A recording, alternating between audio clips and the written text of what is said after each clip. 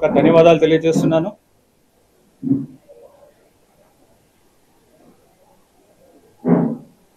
అలాగే ముఖ్యంగా ఈ దేవాలయానికి సంబంధించిన అలాగే ఈ దేవాలయానికి అనుబంధంగా ఉన్న చాలా దేవాలయాలు టీటీడీ కింద ఉన్న దేవాలయాలు అన్నిటిలోని కూడా అడ్మినిస్ట్రేషన్ ఏదైతే ఉందో అదంతా కూడా స్ట్రీమ్లైన్ చేసి భక్తులందరికీ కూడా మంచి సౌకర్యాలు ఉండేలాగా చూసుకుంటాము. అలాగే ఏ పని చేసినా అకౌంటబిలిటీ ట్రాన్స్పరెన్సీ ఉండేలాగా చూసుకుంటాము. మీకు అందరికీ తెలిసిందే ఈ దేవాలయము richest Hindu temple in the world. ఈ దేవాలయానికి ఎన్నో అసెట్స్ ఉన్నాయి. అలాగే భక్తుల నుంచి కూడా కోట్లాది రూపాయల కానుకలు వస్తూ ఉంటాయి. ఇవన్నీ మేనేజ్ చేయాల్సిన బాధ్యత టీటీడీకి ఉంది. అలాగే as executive officer I have very big responsibility. So ఇవన్నీ కూడా ట్రాన్స్పరెంట్గా విత్ అకౌంటబిలిటీ చేస్తాము. అలాగే ఏ కార్యక్రమం చేసినా సరే ప్రొక్యూర్మెంట్స్లో కానీ కాంట్రాక్ట్స్ కానీ ఏదైనా కానీ చేసినా సరే అవన్నీ కూడా కరెక్ట్గా జరిగేలాగా యాజ్ పర్ నామ్స్ జరిగేలాగా ట్రాన్స్పరెంట్గా జరిగేలా చూస్తాము. అలాగే భక్తులకి ఇవ్వాల్సిన ఫెసిలిటీస్ అన్నీ కూడా వాటి మీద దృష్టి పెడతాము. అలాగే వాళ్ళకు ప్రొవైడ్ చేయాల్సిన టికెట్స్ బుకింగ్ దగ్గర నుంచి వాళ్ళకి ప్రొవైడ్ చేసిన ఫుడ్ దగ్గర నుంచి అకామిడేషన్ ట్రాన్స్పోర్ట్ ఇవన్నిటి కూడా ప్రత్యేకమైన దృష్టి పెట్టి ఎవరైనా సరే ఈ దేవాలయానికి వస్తే వాళ్ళు ఇక్కడ ఎక్స్పీరియన్స్ ఆనందంగా ఉండాలి. ఆ తర్వాత ఇక్కడ నుంచి వెళ్ళిన తర్వాత వాళ్ళు జీవితాంతం ఈ ఎక్స్పీరియన్స్ గుర్తుండిపోయేలా ఉండాలి.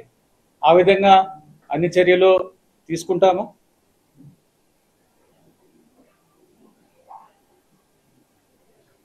అలాగే టీటీడీ తరపు నుంచి ఎన్నో చారిటబుల్ యాక్టివిటీస్ చేస్తున్నారు. ఎడ్యుకేషన్ కానీ హెల్త్ కానీ ఇవన్నీ కూడా బాగా జరిగేలాగా ఇంకా ఇంప్రూవ్ అయ్యేలాగా చేస్తాము.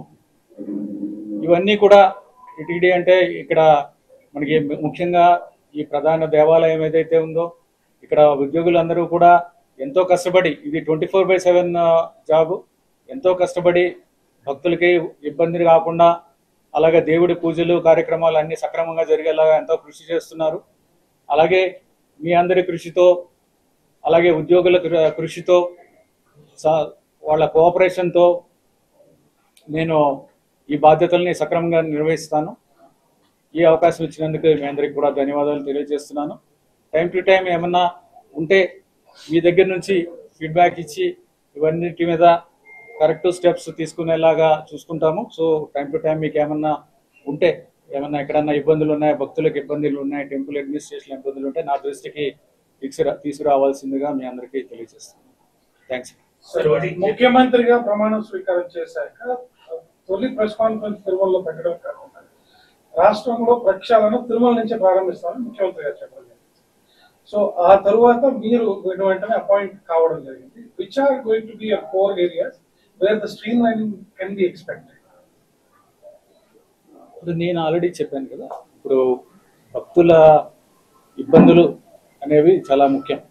భక్తుల ఫెసిలిటీస్ వాళ్ళ ఇక్కడికి వచ్చిన తర్వాత వాళ్ళ ఎక్స్పీరియన్స్ ఏదైతే ఉందో చాలా హ్యాపీగా ఉండాలి. ఇక్కడికి వచ్చి లైఫ్ లాంగ్ వాళ్ళకి గుర్తుండిపోయేలా ఉండాలి, వాళ్ళకి ఇబ్బంది లేకుండా ఉండాలి. ఇక్కడ ఏ విధంగా కూడా అంటే ఇక్కడికి వచ్చినప్పుడు టికెట్ బుకింగ్ దగ్గర నుంచి కానీ అయితే ఫుడ్ గురించి కానీ అకామిడేషన్ కానీ ఏదైనా సరే ఇందాక చెప్పాను ఆల్రెడీ. సో అవన్నీ కూడా చాలా ఇంప్రూవ్ చేయాల్సిన అవసరం కూడా ఉంది. అంటే కంటిన్యూస్ ప్రాసెస్. ఇంతకుముందు అందరూ కూడా వాళ్ళ కంట్రిబ్యూషన్ వాళ్ళు చేశారు, ఇంకా కూడా దాన్ని ఇంప్రూవ్ చేయాల్సింది ఉంది. వాటి మీద ప్రత్యేక దృష్టి డెఫినెట్గా పెడతాము. అలాగే టెంపుల్ కూడా డెవలప్మెంట్ ముఖ్యమంత్రి గారికి కూడా ఒక విజన్ ఉంది టెంపుల్ డెవలప్మెంట్ మీద. ఆ విజన్ ప్రకారం కూడా టెంపుల్ని డెవలప్ చేసి దీన్ని ఒక ప్రపంచంలో ఆల్రెడీ ఒక మంచి పేరున్న అలాగే ప్రసిద్ధి చెందిన ఆలయం, దీన్ని ఇంకా కూడా బాగా చేసి ప్రజలందరి మన్ననలు పొందడానికి ట్రై చేస్తాం. సార్ ఒకటి సీఎం గారు చాలా స్పష్టంగా చెప్పారు తిరుమల ఒక వరస్ట్ ప్లేస్ గా మారింది, ఒక వరస్ట్ ప్లేస్ గా మారిపోయింది తిరుమల అన్న కామెంట్ కూడా చేశారు. అంటే ఇప్పటి వరకు గత 5 ఏళ్లలో తీసుకున్న నిర్ణయాలు కానీ టీటీడీ అమలు చేస్తున్న పథకాలు కానీ దీని మీద రివ్యూ చేసే అవకాశం ఉందా, లేదంటే ఇప్పటి నుంచి భక్తులకు మెరుగైనటువంటి వసతి దోశ భక్తులకు సౌకర్యం కల్పించేందుకే ప్రియారిటీ ఇచ్చే అవకాశం? ఇప్పుడు టీటీడీకి సంబంధించిన అన్ని విషయాల్లో కూడా చూస్తాం. ఇది చేయాలి, ఇది చేయకూడదు అని ఏమీ లేదు. ఏదైతే నిధులు ఉన్నాయో సక్రమంగా వినియోగించుకోవాలి. అవన్నీ కూడా దేవుడికి సంబంధించినవి, భక్తులకు సంబంధించినవి, ఇవన్నీ కూడా సక్రమంగా వినియోగించుకోవాలి. ఎక్కడన్నా ఏమన్నా దుర్వినియోగం జరిగి ఉంటే అవి కూడా చూస్తాను. చూడమని నేను ఎలా చెప్పగలుగుతాను? అవన్నీ కూడా చూడాలి. ఎక్కడైనా దుర్వినియోగం జరిగితే డెఫినెట్గా అవి కూడా చేయాల్సి వస్తుంది.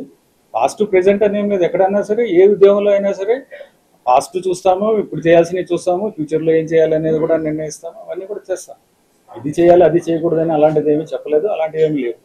సార్, అన్ని రోజుల్లో భక్తుల దర్శనం 30-40 గంటలు కూడా పట్టే రోజులు ఉన్నాయి. అటువంటి రోజుల్లో భక్తులు ఈజీగా దర్శనం కావడానికి ఎటువంటి చర్యలు తీసుకుంటున్నారు? డెఫినెట్గా చెప్పాను కదా, భక్తులకి ఇబ్బంది లేకుండా వాళ్ళకి కరెక్ట్గా టైంకి వాళ్ళకి అదే మినిమం టైంలో వాళ్ళకి ఎక్స్పీరియన్స్ కూడా ఇబ్బంది లేకుండా ఉండేలా చర్యలు తీసుకుంటాము. వాటిని స్టడీ చేయాలి. నాకు ఇంకా తెలియదు కాబట్టి చూసి డెఫినెట్గా వాట్ ఎవర్ ఈజ్ రిక్వైర్డ్, ఏదైతే భక్తుల కోసం అవసరమైన అన్ని కూడా చర్యలు తీసుకుంటామని తెలియజేస్తాం. మీతో టైం టు టైం మాట్లాడతాం. ఇది ఒకటే ఫస్ట్ కాదు, ఇది లాస్ట్ కాదు. ఫ్యూచర్లో డెఫినెట్గా మాట్లాడదాం. మీరు కూడా మీ ఫీడ్బ్యాక్ ఇస్తూ ఉండండి. ఇందాక చెప్పినట్టు పదవీ విరమణ పొందిన వారు చాలా కీలక ఉద్యోగాల్లో కొనసాగుతారు. అలాంటి వారు పదవీ విరమణ పొందిన వారు కీలక పోస్టులో ఉంటే అకౌంటబిలిటీ ఎలా ఉంటుంది? దీనిపైన మీరు ఏమన్నా చర్యలు తీసుకోవాలి? అంటే కొంతమందిని పదవీ విరమణ చేసిన తర్వాత తీసుకోకూడదు అనే లేదు. స్పెషల్ ఎక్స్పైరీస్ ఉంటే తీసుకోవచ్చు. బట్ అవన్నీ కూడా చూడాలి, కేస్ టు కేస్ బేసిస్ చూడాలి. ఎవరు ఎంతవరకు ఉపయోగం టీటీడీకి అనేది చూసుకోవాలి. దాన్ని బట్టి చేస్తాము. అందుకని వాళ్ళందరూ ఉండకూడదు, వాళ్ళందరూ ఉండాలని అలా కామెంట్ చేయడం కష్టం. ఈ case to case basis review చేస్తాము. ఎవరు సర్వీసెస్ టీటీడీకి ఉపయోగపడతాయంటే అలాంటి వాళ్ళని డెఫినెట్గా చూస్తాం. కంటిన్యూ